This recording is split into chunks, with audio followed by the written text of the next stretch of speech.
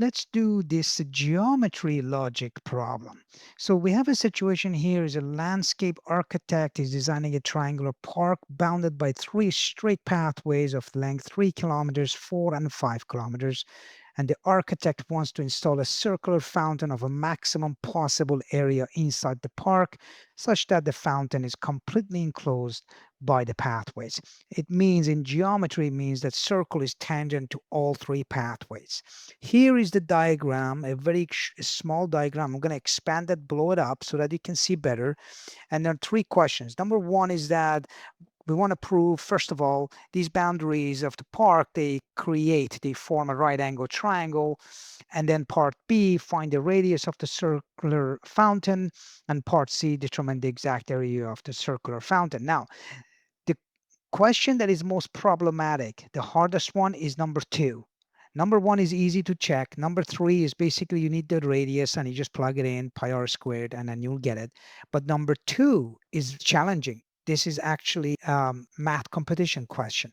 All right, first one, part A, prove that it is a right angle triangle. Well, you know this that it is because this famous triangle 3-4-5 triangle, this is the Pythagorean triple. It's famous. It's one of the Pythagorean triples that you have 3-4-5. If you want to check that, well, 3 squared plus 4 squared, is that equal to 5 squared? The inverse of Pythagorean. It is. It is true. All right. So that's number one. As I said, it's very easy, simple.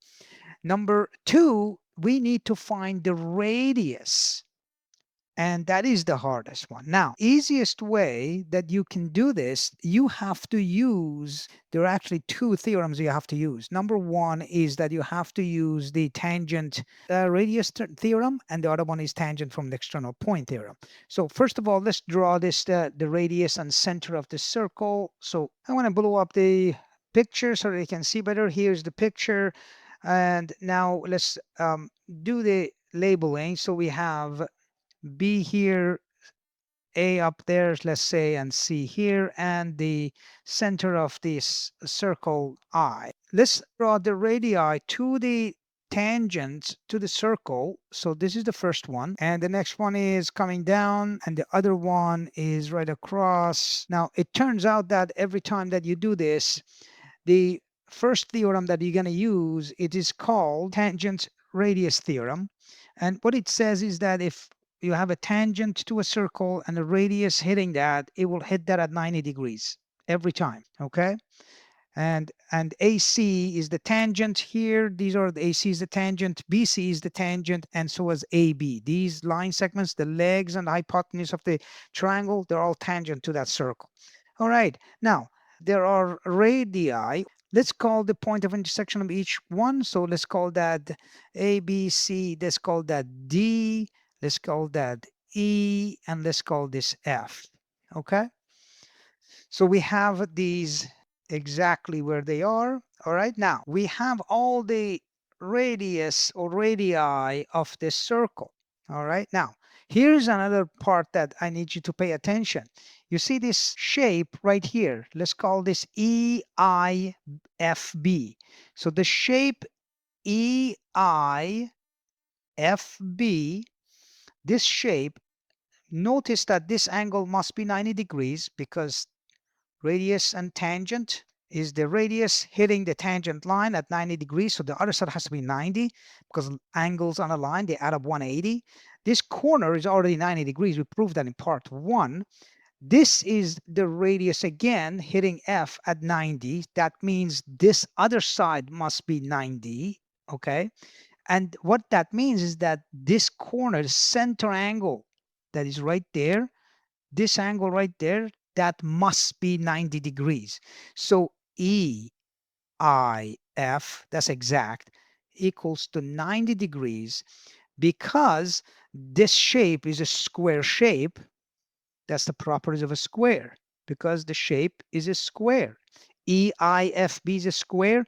And the reason that angle is 90 degrees because the sum of all angles in any quadrilateral must be 360 degrees.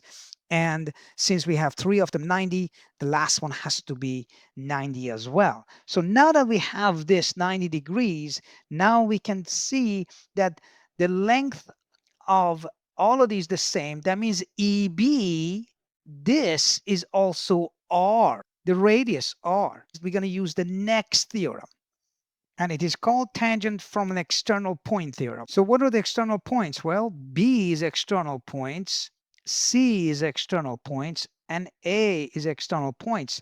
And every time you have a setup like that, the line segments that coming off of these external points and hitting the circle, their tangent, of course, the line segment, let's AD, must equal to AE, okay? And for the external point C, CD, this must equal to FC. So we can write them all up. And so as, by the way, BF must equal to EB. Okay, all of this is true.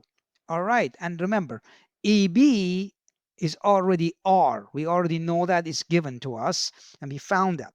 So now we're going to use this to write up what we have. So here's the first set.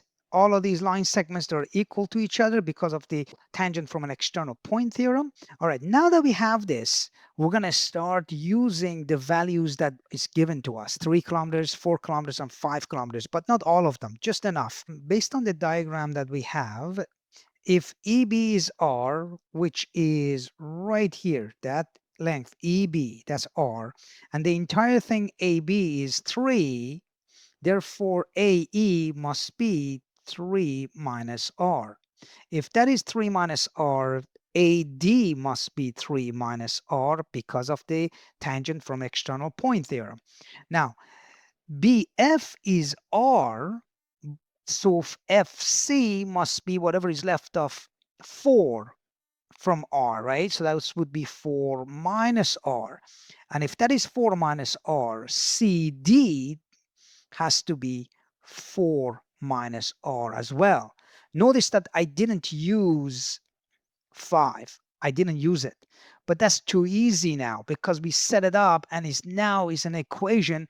We can solve that because the length of AC is 5, and we're going to use that to solve for R as an equation. So we're just going to use AC. So AC is 5 kilometers down here. And what is AC? AC is AD plus DC. Let's write that up. Here it is. And what is AD? AD is 3 minus R. What is DC? 4 minus R. So let's write it up. So here it is. All right, we just add up the 3 minus R and 4 minus R and set it equal to 5. That's the entire AC. All right, we're just going to solve this linear equation simply. So here it is. 5 is equal to 3 plus 4. That's 7 minus R plus minus R. That is minus 2R. And then subtract from both sides, you get 2 is equal to 2R. Doesn't matter how you do that, that's what you will get. And then divide both sides by 2, and what you will get, R equals to 1 kilometers. Now that we have part 2, remember what I said, part 2 was the hardest. Here is the hardest thing that we did. All right, now to find the exact area of the circular fountain, well, what is the area of a circle? The area of a circle, this is part 3. The area of a circle is pi r squared. Well, in this case, you just have to say pi times 1 kilometers squared, which is equal to pi squared, which is equal to pi kilometers squared. All right? Now, this is the final answer to this, but this triangle, this a special triangle that has this pattern of 3, 4, 5 is one of the famous Pythagorean triples. What it has, another special case for this is that the largest inscribed circle here, by the way, is called incircle in geometry. This incircle, the largest one, will have this special area of pi unit squared.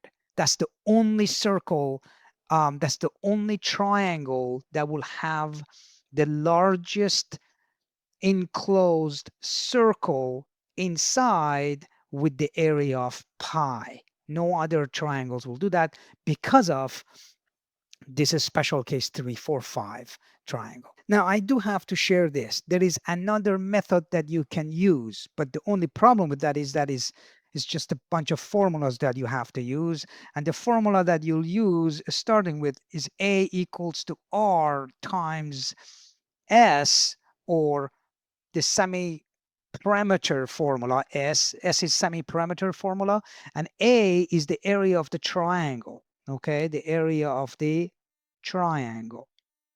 And R is the in radius of that triangle that you have, and S is the semi-parameter, and semi-parameter is just add up all the sides, A plus B plus C. For a triangle you divide it by 2 because that's what that is. That's the semi-parameter, half of the parameter of the entire thing.